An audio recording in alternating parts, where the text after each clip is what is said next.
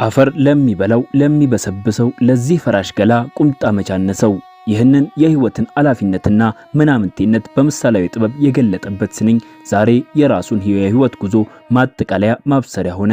የባህል ሙዚቃው ቁንጮ የትህትናና የሀገር ፍቅር ተምሳሌቱ ሰማኸኝ በለው ሰሜ ባላገሩ ከዚህ ዓለም በሞት ተለይቷል።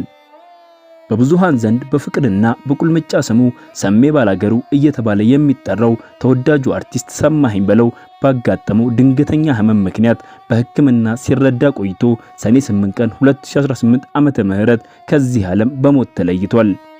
የሚገርመውና ህመሙን እጥፍ የሚያደርገው ደግሞ ድምፃዊው ባደረበት ጽኑ ህመም ህይወቱ ያለፈችው በትክክል በተወለደበት ዕለት መሆኑ ነው። በተወለደበት ቀን ዘላለማዊ እረፍቱን አገኘ። ሰማኸኝ በለው በሀገራችን የባህል ሙዚቃ ታሪክ ውስጥ ጉልህ ስፍራ ያለው ድንቅ ኪያኒ ነበር። የኢትዮጵያን ባህል ትውፊትና ታሪክ በዜማና በግጥሞቹ እየከሸነ ለአድማጭ የሚያበረከተው ሰሜ በሙዚቃው ኢንዱስትሪ ውስጥ ፈጽሞ የማይረሳ ትልቅ አሻራ ጥሎ አልፏል። እርሱ የባህል ሙዚቃ አምባሳደር ብቻ አልነበረም፣ የገጠሩን ለምለም ህይወትና የከተማውን ትዝታ ያገናኘ የጥበብ ድልድይ እንጂ።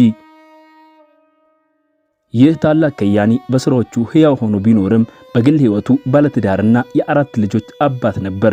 ለደካማው ገላው የቁምጣን ያህል ማነስ የተገነዘበው ጥበበኛ ዛሬ ምድራዊ ስራውን ጨርሶ አርፏል። ለአርቲስቱ ቤተሰቦች፣ የቅርብ ወዳጅ ዘመዶች እንዲሁም ለመላው የኪነ ጥበብ አድናቂዎች መጽናናትን እንመኛለን። ለዚህ ቻናል አዲስ የሆናችሁ ሰብስክራይብ በማድረግ የዚህ ቻናል ቤተሰብ ይሁኑ። ሰናይ ቀን